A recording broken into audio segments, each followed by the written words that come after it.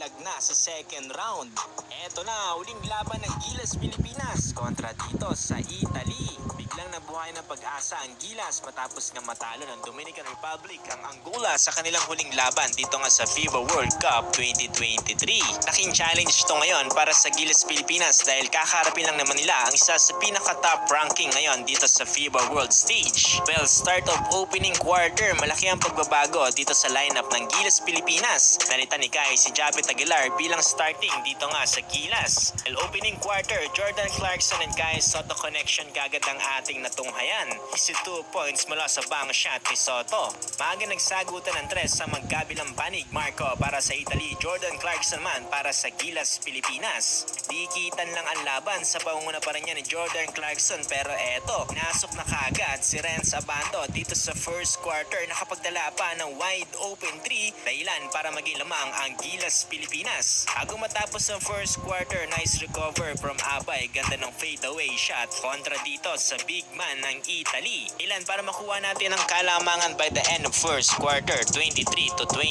Opening na second quarter, muling binalik si Renz Abando dito ni Coach Chot, ganda ng dribble drive with the jam shot. Nakakuha pa nga ng foul dito si Renz pero mintis nga lang yung dalawang free throw. Pero nakakuha naman tayo ng puntos from beyond the arc mula dito kay Kiefer Ravena. Pero mapapansin na napakaganda ng ball movement dito ng Italy. Under 7-minute mark, dikitan pa rin yung laban. Another layup para sa Gilas Pilipinas. Pangunin ni Jamie Malonzo, 28-30.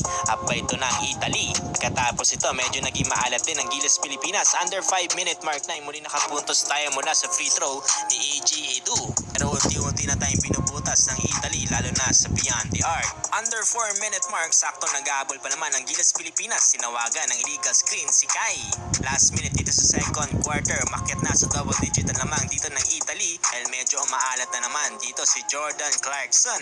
Pero eto, bago matapos ng second quarter, nice floating jump shot para sa KBL champion na si Renz Abando. Tapos ang first sa 48-39, up by 9 ng Italy. Opening ng third quarter, nice layup para kay Junmar at JC.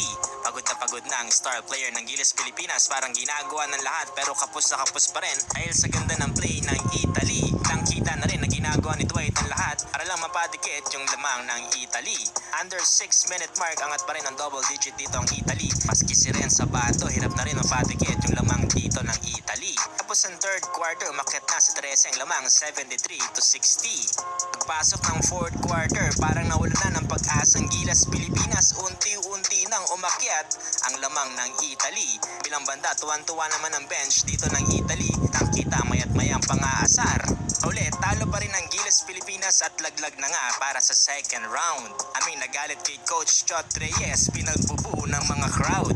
Gilas Pilipinas nakuha na ang unang panalo. Jordan Clarkson naghalimaw, binagyo ng tres ang China. Opensa at depensa, halimaw din si Abando.